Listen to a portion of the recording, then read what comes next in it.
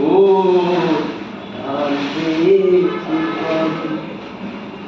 তুমি কি সে আগের মতো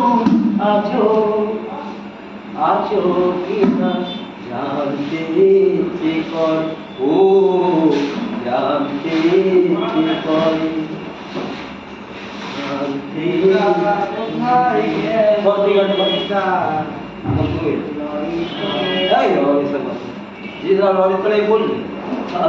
আমাদের একটাই বউ লরির চড়াই করবে দেখো কেন করে রাখবো লরির চড়াই করবে